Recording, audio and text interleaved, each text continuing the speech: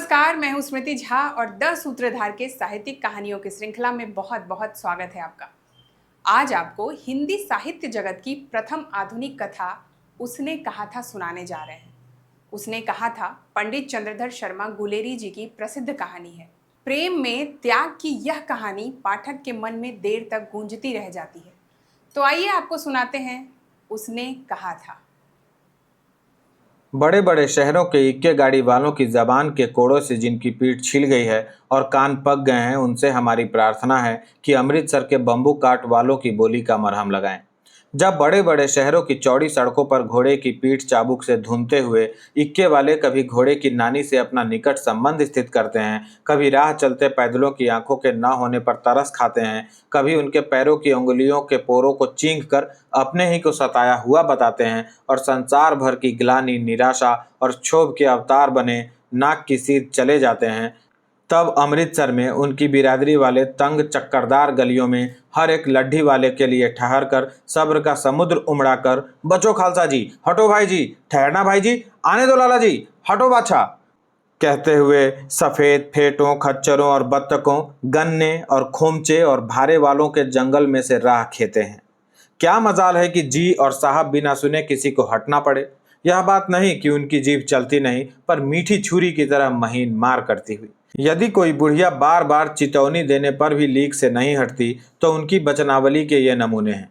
हट जा जेणे जोगिए, हट जा कर्मा वालिए, हट जा पोता प्यारिए, बच जा लंबी वालिए। समष्टि में इनके अर्थ हैं कि तू जीने योग्य है, तू भाग्यों वाली है, पुत्रों को प्यारी है, लंबी उम्र तेरे सामने है, तू क्यों मेरे पहिए के नीचे आना चाहती है, बच जा। ऐसे बम्बू काट वालों के बीच में होकर एक लड़का और एक लड़की चौक की एक दुकान पर आ मिले। उसके बालों और इसके ढीले सुथने से जान पड़ता था कि दोनों सिख हैं। वह अपने मामा के केश धोने के लिए दही लेने आया था और यह रसोई के लिए बड़ियां। दुकानदार एक परदेसी से गूंथ रहा था जो शेर भर गीले पापड़ों की गड्डी को गिने बिना हटता न था। तेरे घर कहाँ है? मगरे में। और तेरे? मांझे में। यहाँ कहाँ रहती है? अंतर सिंह की बैठक में। वे मेरे मामा होते हैं। मैं भी मामा के यहाँ आया हूँ। उनका घर गुरु बाजार में है। इतने में दुकानदार निपटा और इनका सौदा देने लगा। सौदा लेकर दोनों साथ साथ चले। कुछ दूर जाकर लड़के ने मुस्कुरा कर पूछा, तेरी कुड़माई हो गई? इस पर लड़की कुछ आंखें चढ़ाकर धत कहकर दौड़ गई और लड़का मुंह देखता रह गया। दूसरे तीसरे दिन सब्जी वाले के यहाँ, दूध वाले के यहाँ अकस्मात दोनों मिल जाते। महीना भर यही हाल रहा। 2-3 बार लड़के ने पूछा, तेरी कुड़माई हो गई? और उत्तर में वही धत मिला।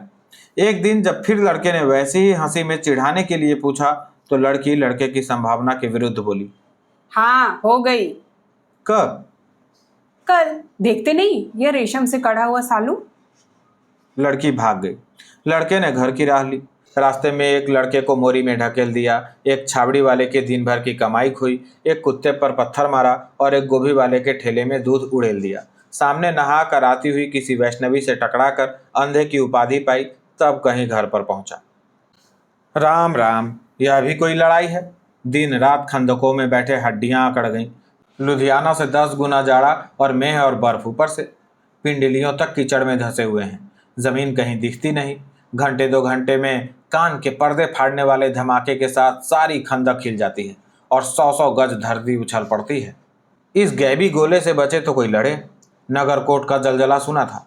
यहाँ दिन में 25 जलजले होते हैं। जो कहीं खंदक से बाहर सफा या कोहनी निकल गई तो चटाक से गोली लगती है।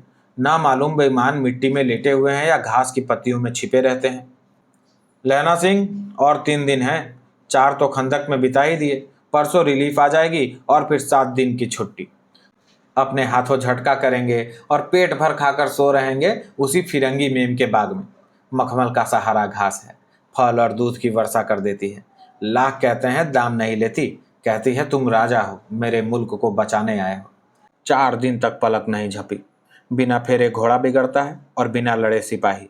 मुझे तो संगीन चढ़ाकर मार्च का हुक्म मिल जाए, फिर 7 जर्मनों को अकेला मारकर न लौटूं तो मुझे दरबार साहब की देहली पर मत्था टेकना नसीब ना हो। पाजी कहीं के कलों के घोड़े संगीन देखते ही मुंह फाड़ देते हैं और पैर पकड़ने लगते हैं। यूं अंधेरे में 30-30 मन का गोला फेंकते हैं। उस दिन धावा किया था। 4 मील तक एक जर्मन नहीं छोड़ा था। पीछे जनरल ने हट जाने का कमान दिया। नहीं तो सीधे बर्लिन पहुंच जाते। क्यों? सूबेदार हजार सिंह ने मुस्कुराकर कहा। लड़ाई के मामले जमादार या नायक के चलाए नहीं चलते। बड़े अफसर दूर की सोचते हैं। 300 मील का सामना है, एक तरफ बढ़ गए तो क्या होगा? सूबेदार जी सच है, लहना सिंह बोला, पर करें क्या? हड्डियों हड्डियों में तो जाड़ा धस चुका है, सूर्य निकलता नहीं, और खाई में दोनों तरफ से चंबे की बवालियों के से सोते झर रहे हैं। एक धावा हो जाए तो गर्मी आ जाए। उद्यमी उठ, सिगड़ी में कोले डाल। वजीरा, तुम 4 जने बाल्टियां लेकर खाई का पानी बाहर फेंको। महासिंह, शाम हो गई है, खाई के दरवाजे का पहरा बदल दो। यह कहते हुए सूबेदार सारी खंदक में चक्कर लगाने लगे। वजीरा सिंह पलटन का विदूषक था। बाल्टी में गंदला पानी भरकर खाई के बाहर फेंकता हुआ बोला, मैं पाधा बन गया हूँ, करो जर्मनी के बादशाह का तर्पण। इस पर सब खिलखिला पड़े और उदासी के बादल फट गए। लहना सिंह ने दूसरी बाल्टी भरकर उसके हाथ में देते हुए कहा, अपनी बाड़ी के खरबूजों में पानी दो, ऐसा खाद का पानी पंजाब भर में नहीं मिलेगा। हाँ, देश क्या है, स्वर्ग है। मैं तो लड़ाई के बाद सरकार से 10 गुना जमीन यहाँ मांग लूंगा और फलों के बूटे लगाऊंगा। लाड़ी होरा को भी यहाँ बुला लोगे या वही दूध पिलाने वाली फरंगी मैम? चुप कर, यहाँ वालों को शर्म नहीं। देश देश की चाल है। आज तक मैं उसे समझा न सका कि सिख तंबाकू नहीं पीते। वह सिगरेट देने में हट करती है, होठों में लगाना चाहती है, और मैं पीछे हटता हूँ तो समझती है कि राजा बुरा मान गया, अब मेरे मुल्क के लिए लड़ेगा नहीं। अच्छा, अब बोध सिंह कैसा है? अच्छा है, जैसे मैं जानता ही न हूँ। रात भर तुम अपने कंबल उसे उड़ाते हो और आप सिगड़ी के सहारे गुजर करते हो। उसके पहरे पर आप पहरा दे आते हो। अपने सूखे लकड़ी के तख्तों पर उसे सुलाते हो, आप कीचड़ में पड़े रहते हो। कहीं तुम न मांदे पड़ जाना। जाड़ा क्या है, मौत है, और निमोनिया से मरने वालों को मुरब्बे नहीं मिला करते। मेरा डर मत करो, मैं तो बुलेल की खड्ड के किनारे मरूंगा। भाई किरत सिंह की गोदी पर मेरा सिर होगा और मेरे हाथ के लगाए हुए आंगन के आम के पेड़ की छाया होगी। वजीरा सिंह ने त्योरी चढ़ाकर कहा, क्या मरने मारने की बात लगाई है? मरे जर्मनी और तुरक। हाँ भाइयों, कैसे? दिल्ली शहर ते पिशोर नू जंदिए, कर लेना लौंगदा बपार माड़िए, कर लेना ना देड़ा सौदा अड़िए, ओए लड़ा चटका कदुएनु, का बनाया वे मजेदार गोरिए, हुड़ लड़ा चटका कदुएनु। कौन जानता था कि दाढ़िया वाले घरबारी सिख ऐसा लुच्चों का गीत गाएंगे, पर सारी खंदक इस गीत से गूंज उठी और सिपाही फिर ताजे हो गए, मानो 4 दिन से सोते और मौज ही करते रहे हों। रात के 2 पहर बीते होंगे। अंधेरा है, सन्नाटा छाया हुआ है। बोधा सिंह खाली बिस्कुटों के 3 टीनों पर अपने दोनों कंबल बिछाकर और लहना सिंह के 2 कंबल और एक बरान कोट ओढ़कर सो रहा है। लहना सिंह पहरे पर खड़ा हुआ है। एक आंख खाई के मुंह पर है और एक बोधा सिंह के दुबले शरीर पर। बोधा सिंह का रहा, क्यों बोधा भाई, क्या है? पानी पिला दो, लहना सिंह ने कटोरा उसके मुंह से लगाकर पूछा। कहो, कैसे हो? पानी पीकर बोधा बोला, कंपनी छूट रही है, रोम रोम में तार दौड़ रहे हैं, दांत बज रहे हैं। अच्छा, मेरी जर्सी पहन लो।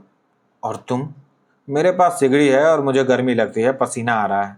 ना, मैं नहीं पहनता। 4 दिन से तुम मेरे लिए। हाँ, याद आई, मेरे पास दूसरी गर्म जर्सी है, आज सवेरे ही आई है। विलायत से बुन बुन कर भेज रही हैं मेमे, गुरु उनका भला करें। यों कहकर लहना अपना कोट उतार कर जर्सी उतारने लगा। सच कहते हो? और नहीं झूठ। यूं कहकर ना ही करते बोधा को उसने जबरदस्ती जर्सी पहना दी और आप खाकी कोट और जीन का कुर्ता भर पहनकर पहरे पर खड़ा हो गया। मेम की जर्सी की कथा केवल कथा थी। आधा घंटा बीता। इतने में खाई के मुंह से आवाज आई, सूबेदार हजारा सिंह। कौन? लपटन साहब, हुक्म हुजूर, कहकर सूबेदार तनकर फौजी सलाम करके सामने खड़ा हुआ। देखो, इसी दम धावा करना होगा। मील भर की दूरी पर पूरब के कोने में एक जर्मन खाई है, उसमें 50 से ज्यादा जर्मन नहीं है। इन पेड़ों के नीचे नीचे 2 खेत काट कर रास्ता है, 3-4 घुमाव हैं, जहां मोड़ है वहां 15 जवान खड़े कर आया हूं। तुम यहाँ 10 आदमी छोड़कर सबको साथ ले उनसे जा मिलो। खंदक छीन कर वहीं जब तक हुक्म ना हो डटे रहना, हम यहाँ रहेंगे। जो हुक्म। चुपचाप सब तैयार हो गए। बोधा भी कंबल उतार कर चलने लगा। तब लहना सिंह ने उसे रोका। लहना सिंह आगे हुआ तो बोधा के बाप सूबेदार ने उंगली से बोधा की ओर इशारा किया। लहना सिंह समझकर चुप हो गया। पीछे 10 आदमी कौन रहे, इस पर बड़ी हुज्जत हुई। कोई रहना ना चाहता था। समझा बुझाकर सूबेदार ने मार्च किया। लपटन साहब लहना की सिगड़ी के पास मुंह फेर कर खड़े हो गए और जेब से सिगरेट निकाल कर सुलगाने लगे। 10 मिनट बाद उन्होंने लहना की ओर हाथ बढ़ाकर कहा, लो तुम भी पियो। आंख मारते मारते लहना सिंह सब समझ गया। मुंह का भाव छिपाकर बोला, लाओ साहब। हाथ आगे करते ही उसने सिगड़ी के उजाले में साहब का मुंह देखा, बाल देखे, तब उसका माथा ठनका। लपटन साहब के पट्टियों वाले बाल एक दिन में ही कहाँ उड़ गए और उनकी जगह कैदियों से कटे बाल कहाँ से आ गए। शायद साहब शराब पिए हुए हैं और उन्हें बाल कटवाने का मौका मिल गया है। लहना सिंह ने जांचना चाहा। लपटन साहब 5 वर्ष से उसकी रेजिमेंट में थे। क्यों साहब, हम लोग हिंदुस्तान कब जाएंगे? लड़ाई खत्म होने पर। क्यों, क्या यह देश पसंद नहीं? नहीं साहब, शिकार के भी मज़े यहाँ कहाँ। याद है पर साल नकली लड़ाई के पीछे हम और आप जगधरी जिले में शिकार करने गए थे। हाँ हाँ, वहीं जब आप खोते पर सवार थे और आपका खानसामा अब्दुल्ला रास्ते के एक मंदिर में जल चढ़ाने को रह गया था। बेशक, पाजी कहीं का। सामने से वह नीलगाय निकली कि ऐसी बड़ी मैंने कभी न देखी थी, और आपकी एक गोली कंधे में लगी और पुट्ठे में निकली। ऐसे अफसर के साथ शिकार खेलने में मजा है। क्यों साहब, शिमले से तैयार होकर उस नीलगाय का सिर आ गया था ना। आपने कहा था कि रेजिमेंट की मैस में लगाएंगे। हाँ, पर मैंने वह विलायत भेज दिया। ऐसे बड़े बड़े सिंह 2-2 फुट के तो होंगे। हाँ लहना सिंह 2 फुट 4 इंच के थे। तुमने सिगरेट क्यों नहीं पिया? पीता हूँ साहब, दिया सलाई ले आता हूँ, कहकर लहना सिंह खंदक में घुसा। अब उसे संदेह नहीं रहा था। उसने झटपट निश्चय कर लिया कि क्या करना चाहिए। अंधेरे में किसी सोने वाले से वह टकराया। कौन? वजीरा सिंह। हाँ, क्यों लहना? क्या कयामत आ गई, जरा तो आंख लगने दी होती। होश में आओ, कयामत आई है और लपटन साहब की वर्दी पहन कर आई है। क्या? लपटन साहब या तो मारे गए हैं या कैद हो गए हैं। उनकी वर्दी पहनकर यह कोई जर्मन आया है। सूबेदार ने उसका मुंह नहीं देखा। मैंने देखा और बातें की है। सोहरा साफ उर्दू बोलता है, पर किताबी उर्दू, और मुझे पीने को सिगरेट दिया है। तो अब मारे गए। धोखा हुआ है। सूबेदार कीचड़ में चक्कर काटते फिरेंगे और यहाँ खाई पर धावा हो जाएगा। उठो, एक काम करो, पलटन के पैरों के निशान देखते देखते दौड़ जाओ। अभी बहुत दूर न गए होंगे। सूबेदार से कहो एकदम लौट आए। खंदक की बात झूठ है। चले जाओ, खंदक के पीछे से निकल जाओ, पत्ता तक न खड़के, देर मत करो। हुक्म तो यह है कि यहीं। ऐसी तैसी हुक्म की मेरा हुक्म मानो। जमादार लहना सिंह, जो इस वक्त यहाँ सबसे बड़ा अफसर है, उसका हुक्म है। मैं लपटन साहब की खबर लेता हूँ। पर यहाँ तो तुम 8 ही हो। 8 नहीं, 10 लाख। एक एक अकालिया सिख 1.25 लाख के बराबर होता है। चले जाओ। लौटकर खाई के मुहाने पर लहना सिंह दीवार से चिपक गया। उसने देखा कि लपटन साहब ने जेब से बेल के बराबर 3 गोले निकाले, तीनों को जगह जगह खंदक की दीवारों में घुसेड़ दिया और तीनों में एक तार सा बांध दिया। तार के आगे सूत की एक गुत्थी थी, जिसे सिगड़ी के पास रखा। बाहर की तरफ जाकर एक दिया सलाई जलाई गुत्थी पर रखने।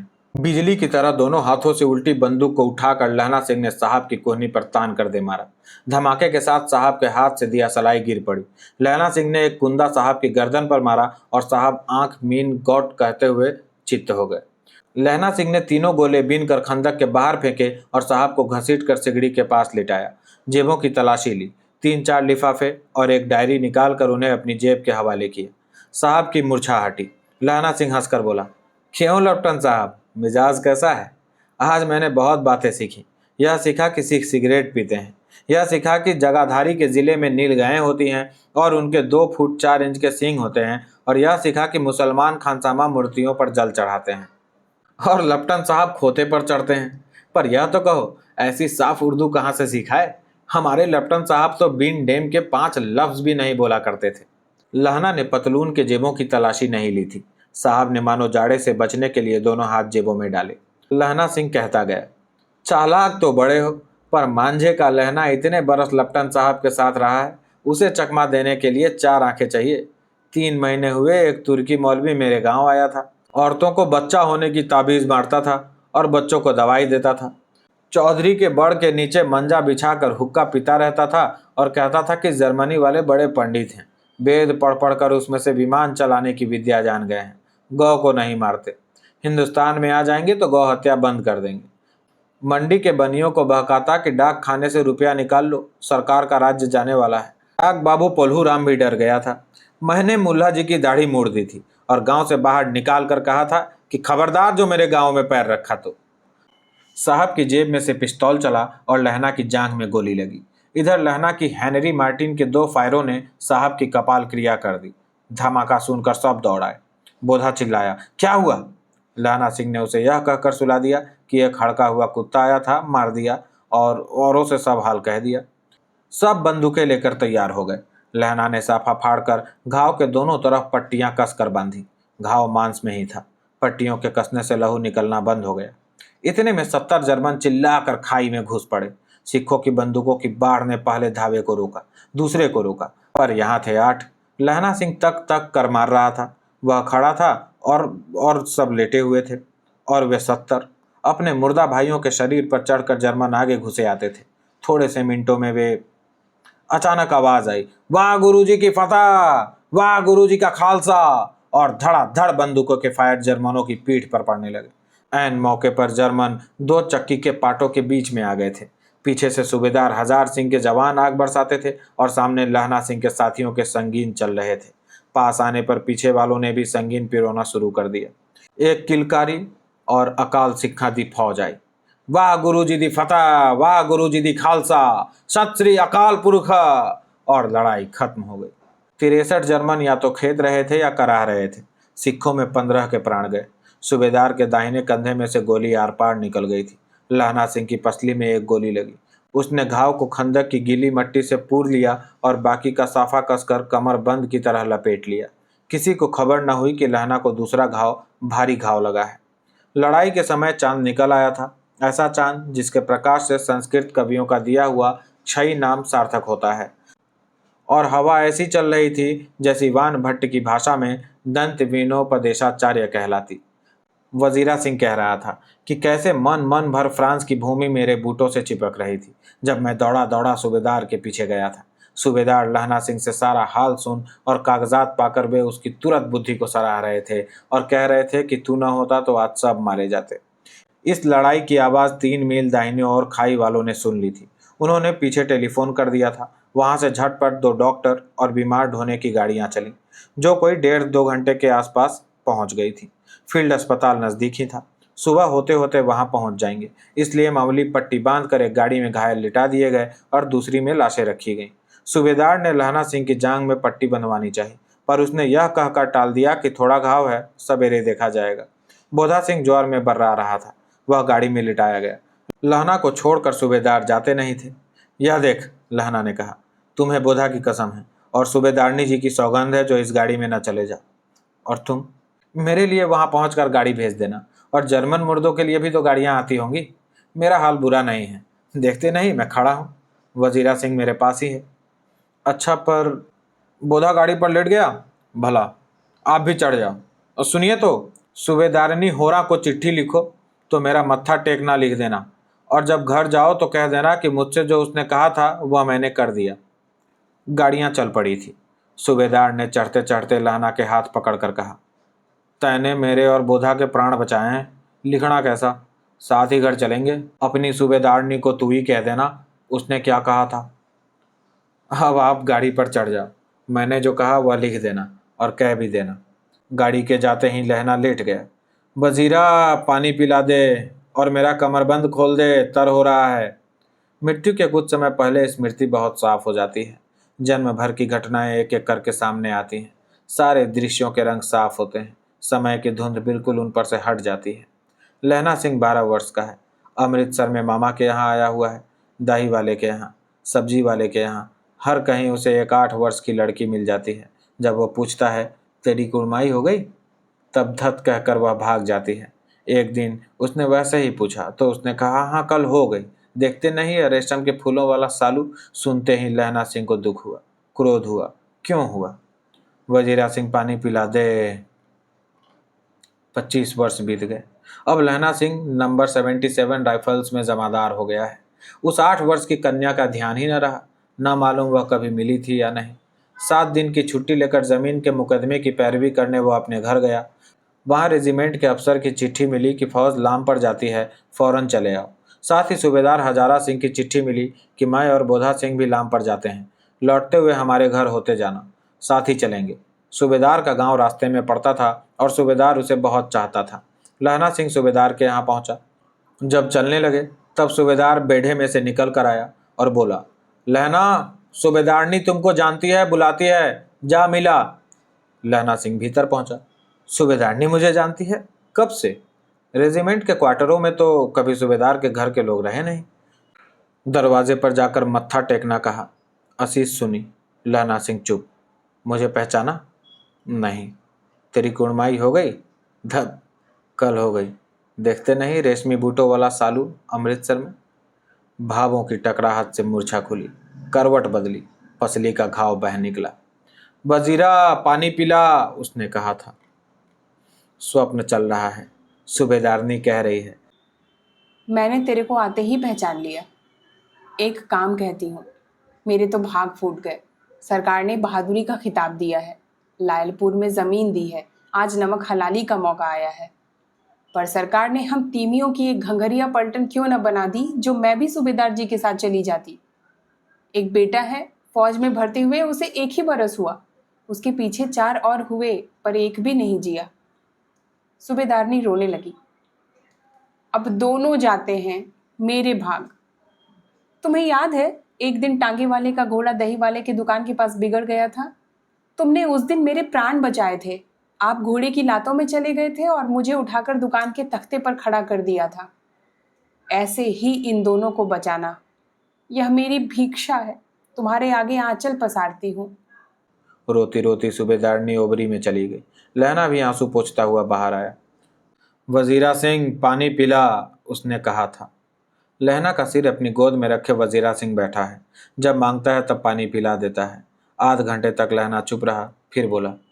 कौन? कीरत सिंह? वजीरा ने कुछ समझ कर कहा। हाँ भैया, मुझे और ऊंचा कर ले, अपने पट्ट पर मेरा सिर रख दे। वजीरा ने वैसे ही किया। हाँ अब ठीक है, पानी पिला दे। बस अब के हाड़ में आम खूब फलेगा। चाचा भतीजा दोनों यहीं बैठकर आम खाना। जितना बड़ा तेरा भतीजा है उतना ही ये आम है। जिस महीने उसका जन्म हुआ था उसी महीने में मैंने इसे लगाया था। वजीरा सिंह के आंसू टप टप टपक रहे थे।